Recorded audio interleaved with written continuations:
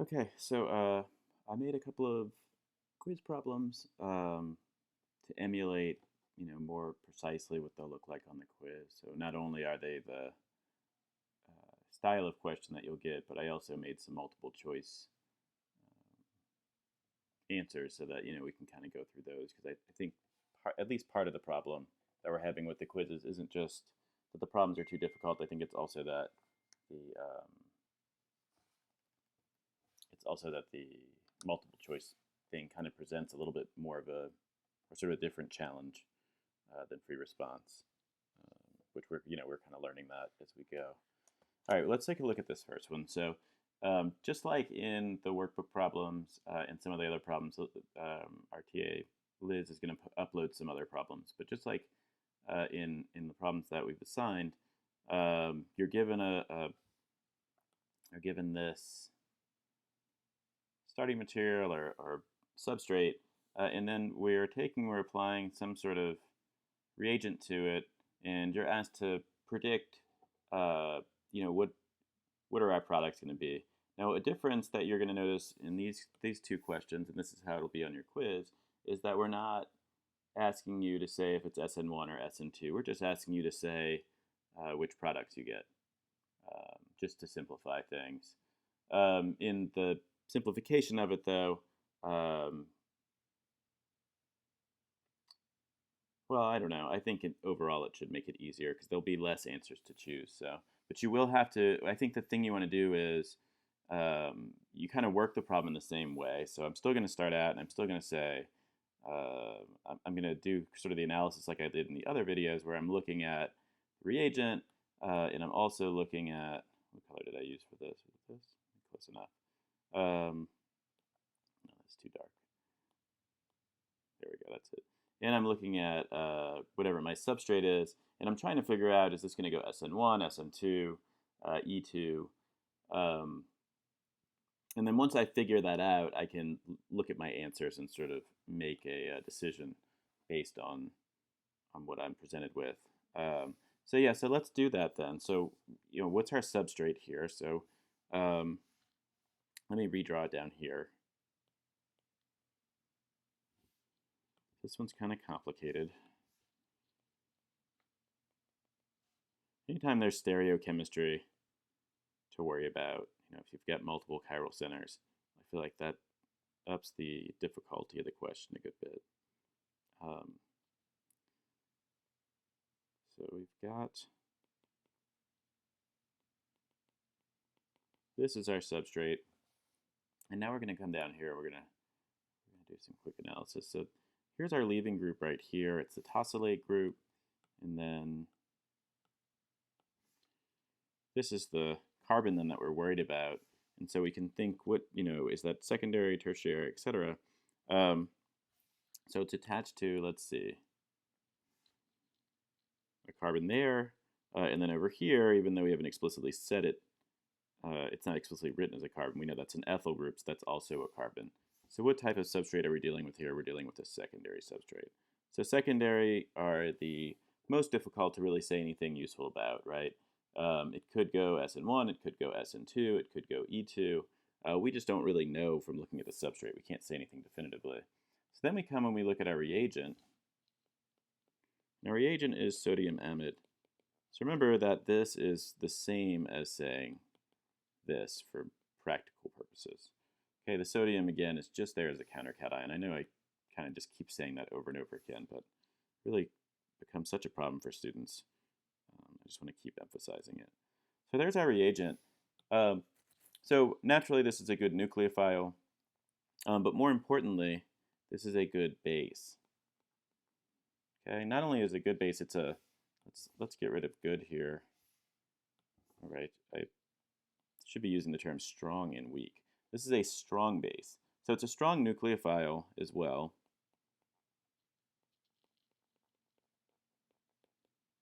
Sure. But the important thing here is that it's a strong base. So remember, if I have something that's secondary, and my reagent isn't, water or methanol or something like that, a really bad nucleophile, bad base, then it comes down to being between SN2 and E2, right? So if this was, instead of NH2 minus, if your reagent was water or methanol or something like that, so if it was one of these here, then you'd have to worry about, is it going to go E1, is it going to go SN1, that kind of stuff. If it's not those, like if you don't have water or you don't have methanol, basically if your reagent is anything other than carboxylic acid, an alcohol, or water, it implies that it's not going to be SN1 or E1. It's not always true, but those are really good indications that you're going to have SN1 and E1, especially on something that's secondary. So anyway, so we don't have that. We're using NH2 minus. Get rid of that. And NH2 minus is a strong base. So a strong base on a secondary makes the E2 elimination, the way to think about it, I guess, is that you're on a secondary carbon. So on the secondary carbon, you're going to have SN2 be slower as compared to a primary. That's going to make E2 more competitive. And so this is going to go through E2. That's what we're going to expect. Usually when you have a strong base present. Okay, so if we have a strong base present,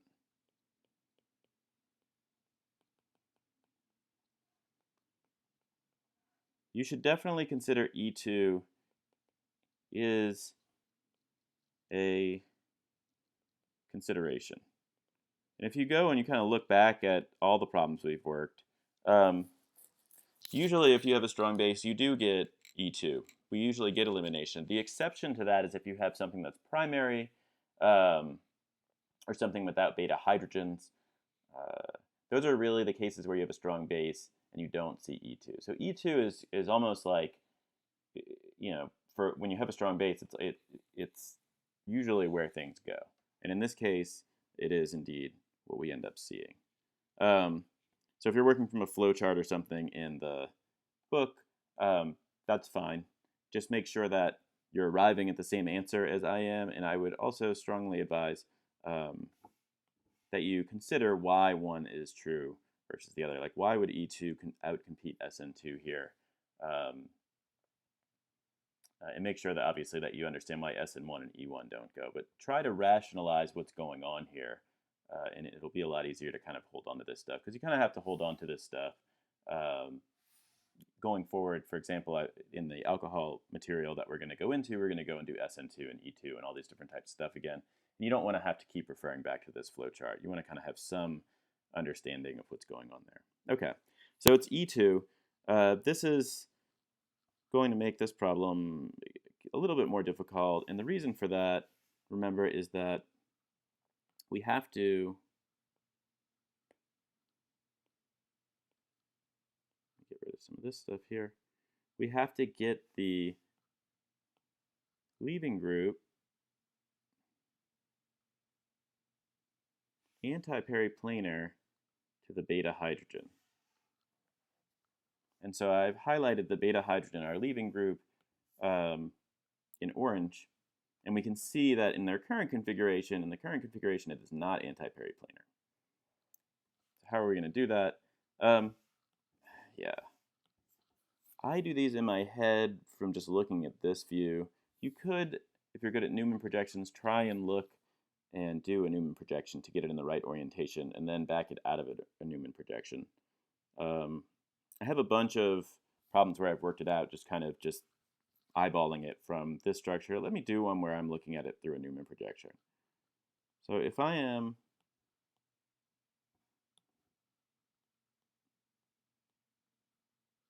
this is an eyeball. If I am looking at it down this bond here, so I'm looking down, let's say carbon, I'm going to call this carbon 1 and carbon 2, what am I going to see there? To my left, I'll see an isopropyl group, and to my right, I'll see a hydrogen. And then going down, I'll see a phenyl group. And then going up, I'll see hydrogen. And then going out to the left, I'll see an ethyl group. And then going out to the right, I see a tosyl group. Okay? So now what I want to do is I want to take this hydrogen, and I want to get it, oops, that's the wrong hydrogen actually. I want to take this hydrogen on the front, and I want to get it anti to our leaving group. And I would recommend getting everything into sort of like along this axis here. So you want to get everything sort of along the long axis of the page. So I'm going to move, even though I could, for example, get it anti to where the tosyl group was coming out right here. So I could, move the ethyl group and put the tosyl group there. You could do that too. I think it makes it harder to go back from the Newman projection to the regular projection. Well, actually, I'm trying to think of what's easiest for you guys. Let's leave everything the way it is. We're gonna put the tosyl group anti to the proton. So all I'm gonna do is I'm gonna forget about putting everything into that plane I was talking about. I'm just gonna rotate this back part of the molecule. So the front part here, this part that I've highlighted in red is gonna stay stationary. And then I'm gonna rotate this 120 degrees. And so I know the front of the molecule isn't going to move.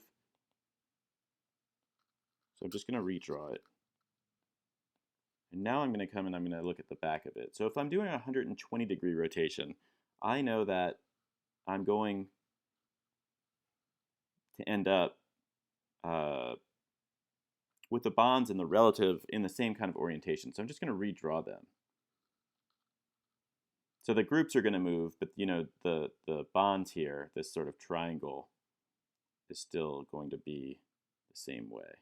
If I were to do 60 degrees, then I would end up in a situation where I was in an eclipse formation or conformation, and that's not what we're doing now. Okay, so the tosyl group moves 120 degrees.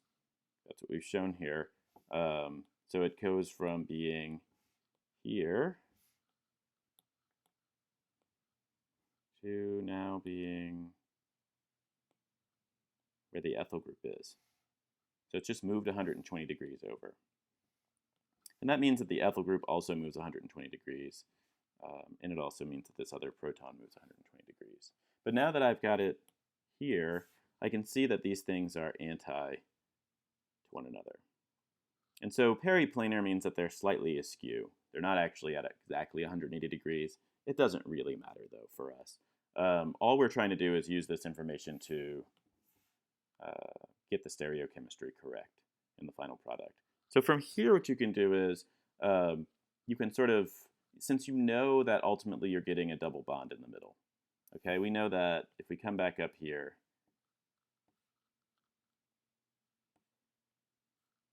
our double bond is going to form between carbons 1 and 2 here, right? So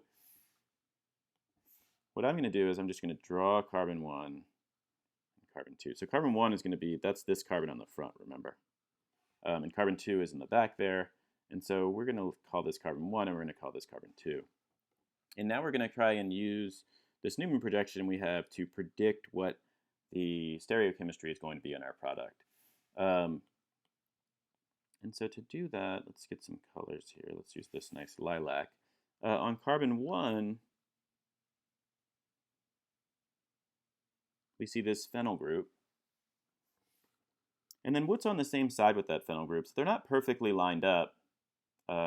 They will be when the alkene actually forms, because they're still in these carbons are still sp3 hybridized.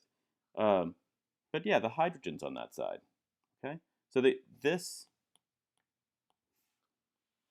orange line here, where we've got everything in the plane, tells you where the stereochemistry, or what the stereochemistry of the product's going to be. It kind of tells you that the phenyl group and the hydrogen are going to be in one side of the alkene.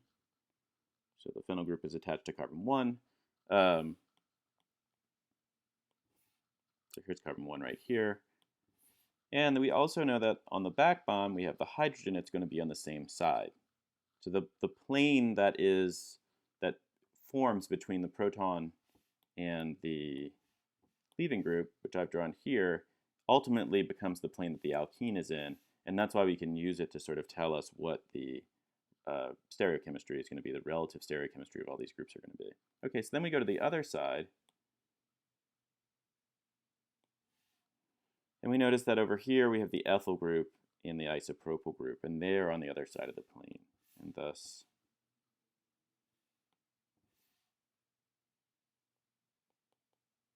ethyl group, and then we have isopropyl group there. Okay, so that's the product you would expect from that E2 elimination. So now we come back up to the top here. So this is our product. I don't really need to redraw it. But yeah, there's our product. Make sure that, when we're looking at these different choices here,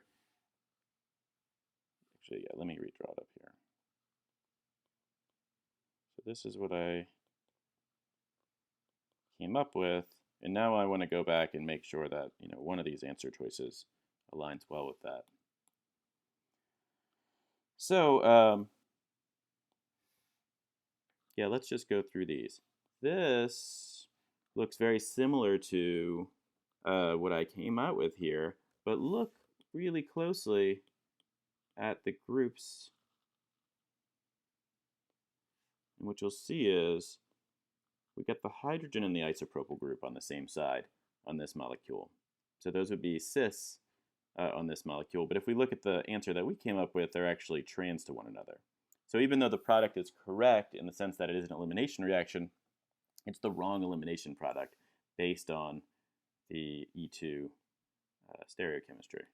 So that doesn't work for us. When we come to the second one, we see again it's an elimination product, and the nice thing about it is it has the correct stereochemistry. If we look at the ethyl and the phenyl group, they're trans to one another, they're trans here. The isopropyl group and hydrogen are also trans. So I just happen to draw out my product in the exact same orientation as one of the answers. But if I'd have come up with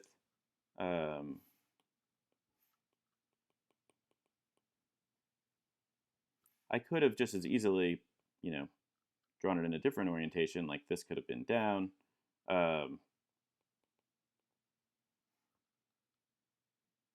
sure I'm getting this correct here. Yeah, it's a really ugly bond angle there. Okay, there we go. Yeah, this is also correct. It's just the molecule's been flipped over again. What you're looking at here is not that it's exactly a match, you just want to make sure that the stereochemistry is the same. So rotations don't actually change what the molecule is. I've just flipped the molecule over. But you'll note that the stereochemistry is still the same. The ethyl group and the isopropyl group are on the same side, and the hydrogen group and the phenyl group are on the same side, just like they are in the other molecule. Use some different colors here.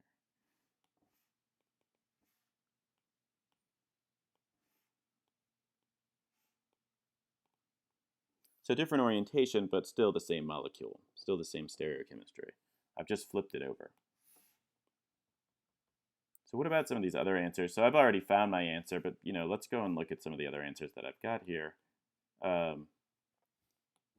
This, we can kind of go through and say, so this would be the product of E2, but I'll go through each one of these individually.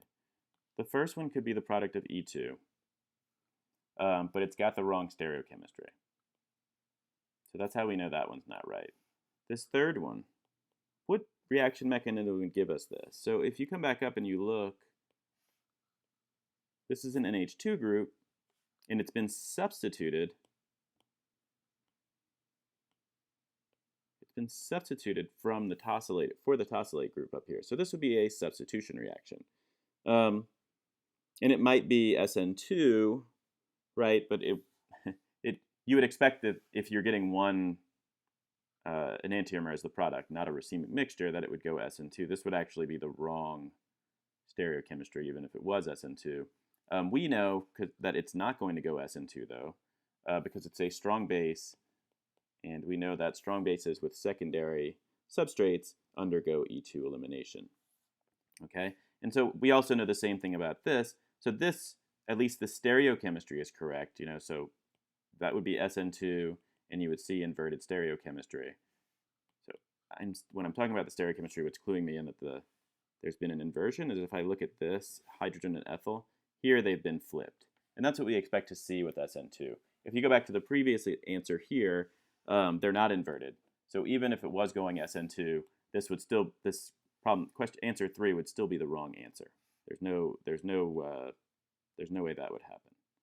So, but 4 is clearly not it as well, because again, we know it doesn't go through substitution. And then, what's going on down here in 5, where it just looks like I've written out every single possible type. This is kind of what you would expect to see if you were going through SN1, E1. Okay, so let's look at this. So in an SN1 reaction, you would expect to see substitution, which we do, and you would expect to see, I shouldn't use the term racemic here because you're actually getting two different diastereomers, but you're seeing, for the stereocenter here, you're seeing both configurations. So you get the R and the S configuration for both of those. Naturally, we're not doing anything to the,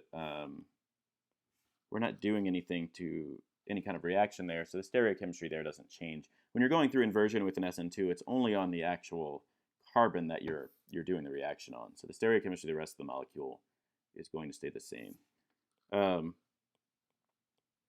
Okay, so yeah, so naturally we're not going to see any substitution anyway because we know this goes through E2, but that's what this answer is cluing you into. It's saying, well, if it did go through substitution and it was going through SN1, these are the products you would expect.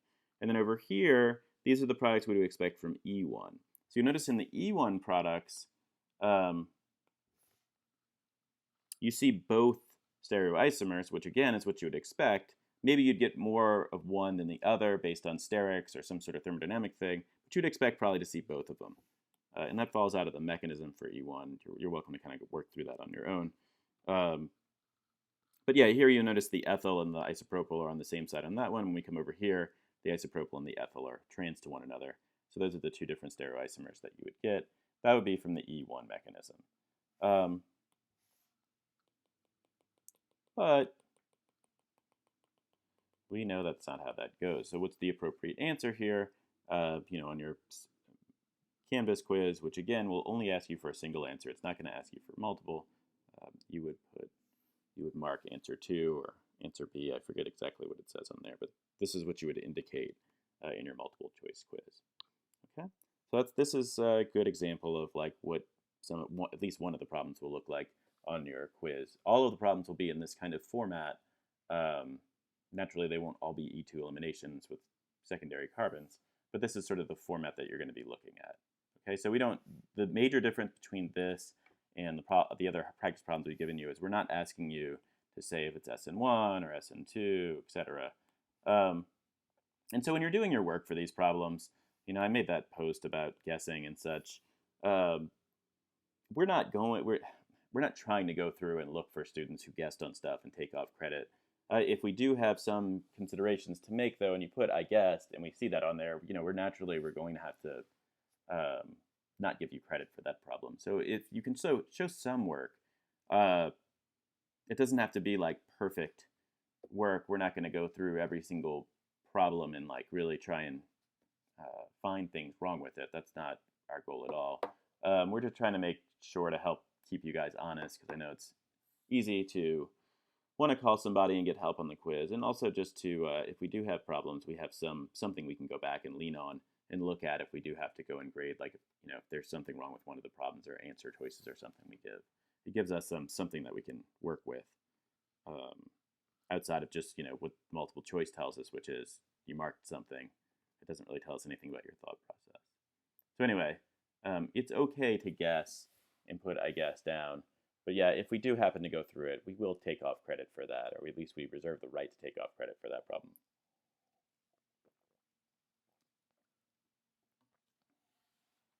Okay, let's see.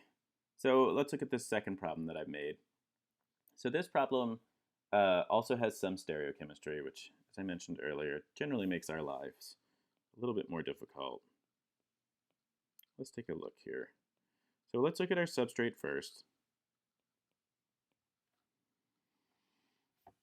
And what can we say about the substrate? Well, it is a chiral center, but that carbon is secondary. Okay, so again, secondary is the most difficult because it could go SN1, it could go E1, etc. So we immediately have to go and look at our reagent up here.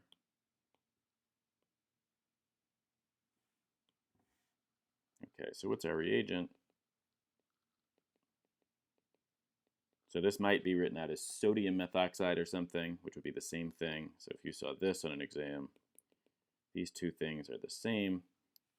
Here it's just written as methoxide without any kind of countercation. Yeah, so what is this? Well, it's a strong base.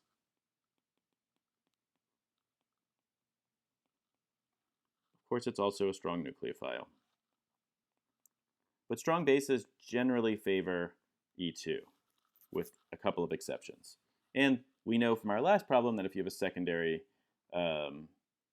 carbon, that it does go through E2 if you have a strong base, because SN2 is slowed down, it makes the E2 more competitive, and so you end up getting the elimination product predominantly.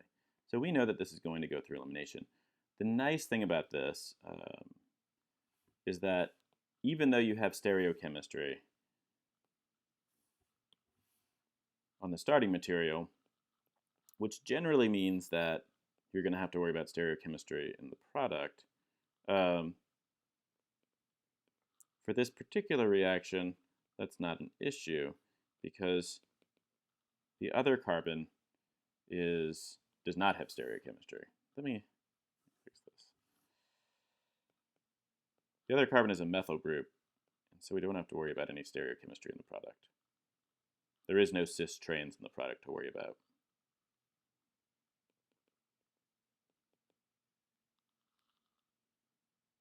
What would this look like? I'm trying to make it simpler looking. I think I'm making it worse.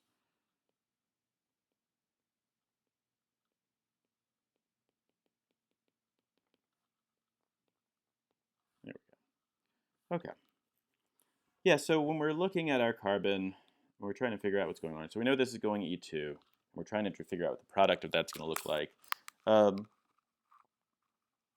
The orange carbon is where the leaving group's going to depart from. And so we want to look next to that, though, to the carbons that are adjacent to it, the beta positions, to try and figure out what our products for the E2 elimination can potentially be. If we look at, change the color on this one, if we look at the red carbon, you'll notice it has no hydrogens. So this carbon, the carbon that's red, has no beta hydrogens.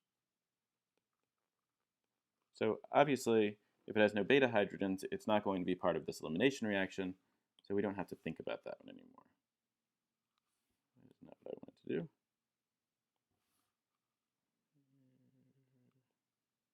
Close enough. So we don't have to worry about that one anymore.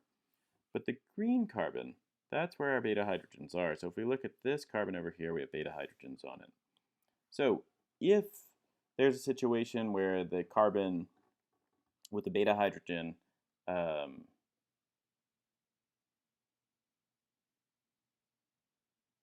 if there's a situation where the carbon with the beta hydrogen has a bunch of substituents on it, especially if it's chiral, you have to worry about the stereochemistry in the product. But as we'll see here, I'm not going to even bother putting this into the anti-periplanar conformation because I'm only worried about doing that in so much as it dictates the stereochemistry. And we're not going to have to worry about stereochemistry for this one. So if I just come in and pluck that proton off and kick this off, what do I get out of this?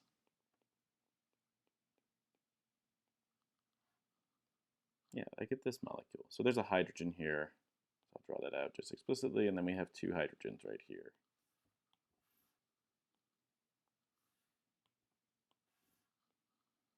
So you'll notice here I only have one substituent off to the side there. I have this. Oops. Actually, that's not a bad color because we use that for that.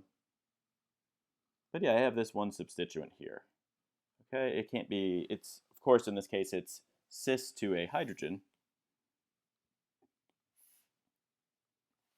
But If it was on the other side, you'd get the same stereoisomer. Okay. If you have 3 substituents on an alkene that are all identical, you can't have cis-trans isomerism, because and you can convince yourself of that, but if I move the phenyl group to the other side, it's still next to a hydrogen. It's still going to be trans to a hydrogen. So in its current form, the phenyl group here, let's see, let me get rid of some of these colors. All I'm trying to say here is, hopefully this is clear, I'm just kind of, but this phenyl group here, okay, it's trans to a hydrogen, and it's cis to a hydrogen over here, and this hydrogen is cis to this hydrogen. If I were to try and draw a different stereoisomer, which I could do by, let's say, flipping the 2 substituents with the phenyl group on it, everything is still the same, right? I've drawn the same molecule twice. This hydrogen, I still have a hydrogen that is cis to the phenyl group. The phenyl group is still trans to a hydrogen group. These 2 hydrogens are cis. So if you've got 3 substituents that are the same on a alkene, then you know that you don't have to worry about these more complicated issues of trying to get everything anti-periplanar. Okay. So now we go back up and we can look at our answer choices here. Let's take a look. So both 1 and 2 would be the anticipated product from an SN2 reaction, or potentially from an SN2 reaction. They're substitution reactions. They're not leading to racemization. That usually indicates SN2. This one on the left would actually be SN2 because you would expect inversion, and that's what we see right here with this group, is it's been inverted from a wedge to a dash. But the one on the right, yeah, is it even really, could you even say it would arise from SN2? Not really, because we don't see any inversion. You would expect that to go to a dash. So this answer doesn't make sense kind of in any world. The stereochemistry is wrong, and it's the wrong mechanism. So, answer 1 would be correct if it went through SN2, but it doesn't. So now we're going to come down here. Let's take a look at this one. So this one, at first glance, you're like, well, it's got my product in it, right? That's our product down here. That's our product down here, just without the hydrogens explicitly drawn. But it also has this. You might say, well, I don't know, maybe SN2 was actually competitive and I got a little bit of SN2 product there. Maybe that's what's going on. But the final clue that tells you that, hey, it's definitely not this, is that it's racemic. Okay, so that would imply that this was an SN1 reaction, and we wouldn't expect to see an SN1 reaction on a secondary if we have a good nucleophile and a good base around. And generally when you see E2, at least in this class, right, we don't draw both products. We draw what the major product is. So if you see E2, you see just E2. If you see SN2, you see just SN2. We don't make you draw the major and the minor product. It's just the major product. So if you see multiple products, usually that indicates SN1, E1. Okay, so this would be the SN1